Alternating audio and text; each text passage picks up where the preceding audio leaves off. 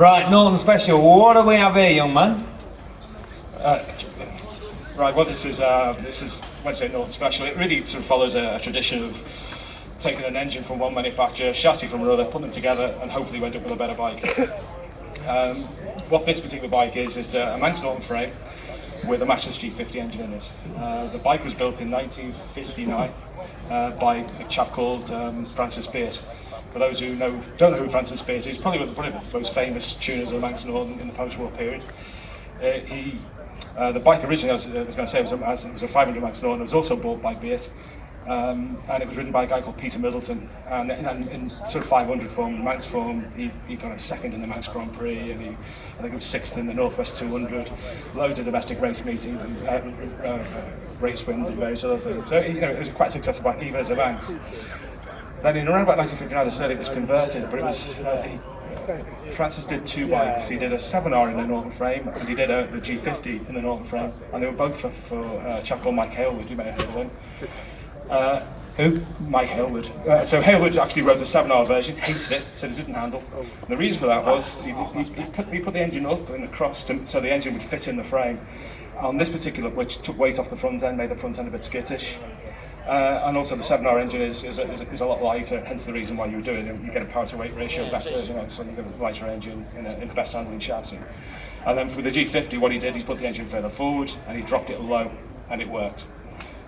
He rode it a couple of times, and then it went back to Pete Middleton. He rode it a couple of times, again with some success, and then eventually it was sold, probably as a kit of parts, to a chap called Chris Williams. Chris Williams then, with a guy called Clive Way, built it to approximately this spec. He raced it for 2 years, and it went to a chap called Clive Brown. Clive Brown raced it in the Manx, got the Newcomers Trophy on it, carried on racing it until 1972. Clive also rode for Ray Petty period. He rode for another famous tuner. He rode for Francis Pearce period as well. I think he won a Manx Grand Prix for Francis Pearce in 1970 on a 350 in Uramaki. Then he rode for Mead and Tomkinson, the big Kawasaki Nessie, the hook-centered steering thing with endurance racer. And he rode Laverda. Very good, very competent rider. And the bike was basically retired in 1972, 73, rolled into a garage, oil and petrol still left in, and that's how it stayed for 40 years. And then Clive Brown, who still owns the bike, contacted me and said, would you restore it for me? So here it is. It's first time out. It was finished about 4 days ago. Clive hasn't seen it yet. But I brought it up here to take it through some heat cycles and sort of settle it down a little bit before it goes to its owner. But I've restored hundreds of bikes. And of all the bikes I've restored, I think there's probably 4 or 5 I'd like to keep, and this is one of them, because it's a pure period piece, and it's got an original what's called a peel fairing on it as well, which I can tell you now. I was just going to ask you that. Is that the original fairing from when? Yeah, that's the original fairing from when it was raced. It's a nice thing. Although it looks huge, the fairing you can get behind, ideal for the Manx or something like that.